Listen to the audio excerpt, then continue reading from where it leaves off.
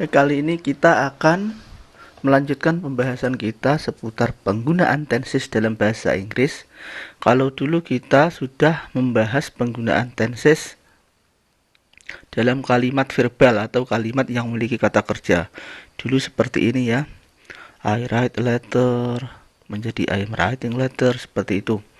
Kata write ini adalah kata kerja. Saya menulis sebuah surat. Menulis itu kata kerja. Nah, sekarang bagaimana jika kalimat itu tidak memiliki kata kerja atau kita sebut sebagai kalimat non verbal?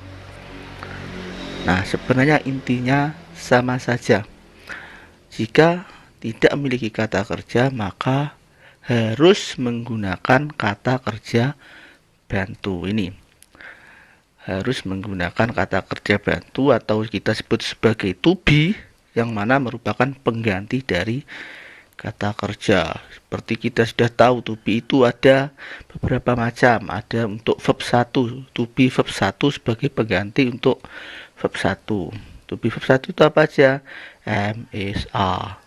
Jadi itu untuk present, karena verb 1 itu present sekarang ya. I am, he is, gitu. Nah, kemudian ada to be untuk verb 2. To be untuk verb 2 was, were. Seperti itu. Jadi itu untuk to be verb 2 itu untuk past, pengganti dari verb 2. Kemudian ada juga to be verb 3. To be verb 3 itu been. Been itu tidak bisa berdiri sendiri, digunakan untuk perfect. Jadi harus ada have, had gitu. Ini contohnya ini. Ini verb 3 kan. Jadi been itu menggantikan ini.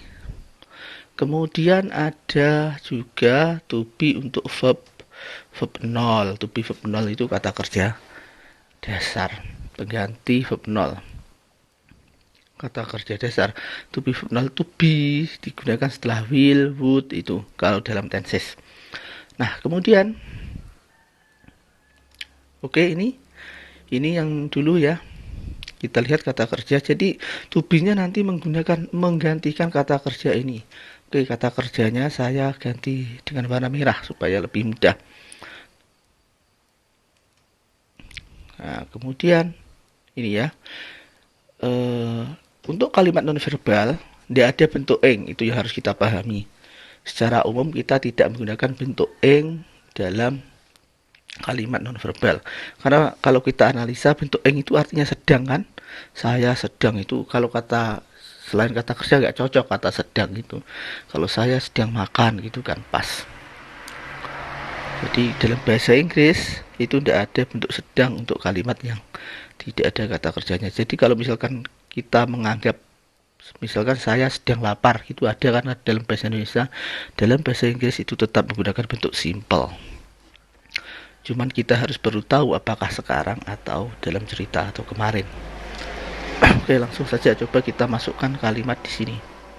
Kalimat nonverbalnya. Misalkan saya lapar ya, I am hungry.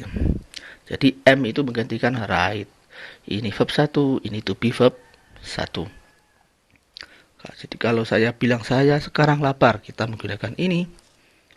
Terus kemudian bentuk yang ini. Pas, I was hungry. Nah, kata wrote ini bentuk kedua digantikan oleh kata was. Kalau misalkan misalkan dalam cerita kemarin saya mengikuti kegiatan ini, saya lapar dan lelah. Nah, kata lapar di sini kita menggunakan I was hungry karena kemarin. Kemudian ini I will be hungry. Be menggantikan right sebagai verb 0. Right ini verb 0. Verb 0 itu kata bekerja dasar ya. Jadi siapapun pelakunya, mau I, he, ini tetap right. Beda dengan verb 1 tadi, kalau pelakunya he, ini menjadi writes, ada s-nya, writes gitu. Saya akan lapar gitu ini tadi. Kalau saya tidak makan seharian, saya akan lapar. Misalkan seperti itu. Kemudian ini juga I will be hungry, sama tapi dalam cerita ya. ada be-nya. Nah, di sini continuous tidak ada, bisa digantikan dengan ini continuous. Jadi kita langsung ke perfect yang tidak continuous perfect. I have written a letter menjadi I have been hungry. Been sebagai pengganti dari written. Sama bawahnya had been, ini sama nggak usah. I will have been, saya akan sudah lapar. Ini jarang sekali digunakan ya bentuk seperti ini, cuman biar tahu saja rumusnya seperti ini. Kemudian bawah sama seperti itu. I will have been. Ini nggak usah sama. Paham? Saya kira ini sangat mudah dipahami. Jadi intinya kita menggunakan to be. Jadi kalau Anda menemukan bentuk seperti ini, ada been, ada be atau was, am, itu besar kemungkinan itu ada kalimat nonverbal. Kecuali kalau ada ing setelahnya ini. Karena penggunanya sama, antara ing sama nonverbal itu sama. Jadi sama-sama menggunakan to be. Jadi kalau misalkan ketemu kalimat yang ada to be-nya kemudian kok tidak ada bentuk ing-nya, itu besar kemungkinan adalah kalimat nonverbal. Seperti itu. Oke, untuk sementara kita akhiri. Nanti untuk video selanjutnya kita akan membahas penggunaan tenses untuk kalimat pasif. Dan selanjutnya setelah itu baru kita membahas tenses satu persatu biar lebih paham, sekaligus bisa praktek nanti ya, jadi bisa langsung membuat kalimat. Oke, untuk kali ini kita akhiri. Terima kasih, semoga bermanfaat.